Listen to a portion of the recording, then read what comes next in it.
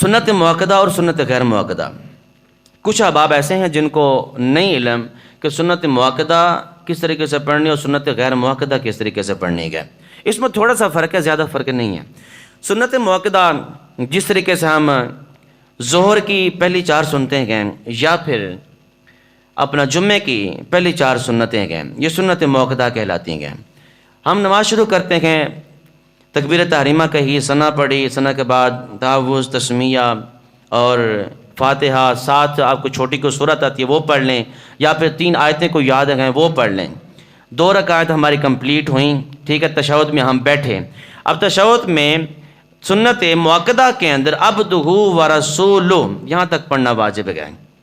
سنت مؤکدہ کے اندر پہلی 2 رکعت پڑھنے کے بعد جو ہم قاعدہ کریں گے، تشہد پڑھیں گے، وہ عبدہ ورسولہ تک پڑھیں گے. اگر اس سے آگے ہم اللہم صلی علی محمد یہاں تک پڑھ دیا تو سجدہ صاحب واجب ہو جائے گا.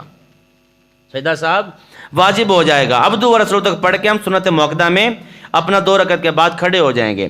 جیسے کہ ہم تیسری رکعت کے لیے کھڑے ہوں گے، سورہ فاتحہ سٹارٹ کریں گے، قرات کریں گے حسب معمول. جیسے پہلے ہم نے 2 رکعت میں قرات کی، پھر چوتھی رکعت بھی ایسے کی پڑھیں گے.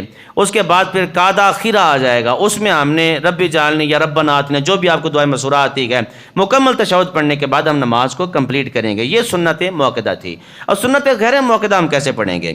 سنت غیر مؤکدہ پڑھنے کا طریقہ یہ ہے کہ ہم نے تکبیر تحریمہ کہی، تکبیر تحریمہ کے بعد ہم نے ثنا پڑھی، ثنا کے بعد تعوذ، تسمیہ، سورہ فاتحہ، ساتھ کی صورت ملاتے ہیں یا پھر 3 آیتیں پڑھتے ہیں. پہلی رکعت کمپلیٹ کر جاتے ہیں، دوسری رکعت بھی کمپلیٹ کرتے ہیں. 2 رکعت کمپلیٹ کرنے کے بعد جیسے کہ ہم تشہد میں بیٹھیں گے، ہم نے سنت غیر مؤکدہ میں عبدہ ورسولہ تک نہیں پڑھنا. عبدہ ورسولہ تک پڑھ کے بھی اگر کوئی بندہ کھڑا ہو جائے گا تو نماز اس کی ہو جائے گی، یعنی کہ نماز نہیں ہوگی، واجب کمپلیٹ ہو جائے گا.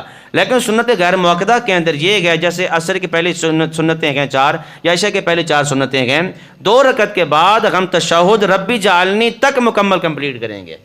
تشہد پڑھیں گے، درود پاک بھی پڑھیں گے، رب جعلنی آتی ہے یہ پڑھ لیں، ربنا آتنا یہ دعا آتی ہے یہ پڑھ لیں. مکمل کرنے کے بعد پھر ہم تیسری کے لیے جیسے ہی کھڑے ہوں گے ہم نے ثنا پڑھنی ہے. پھر دوبارہ ثنا پڑھیں گے. ثنا کے بعد جیسے ہم پہلی 2 رکعتیں کمپلیٹ کر چکے ہیں، سیم اسی طرح ہم دوسری پھر 2 رکعت کمپلیٹ کریں گے.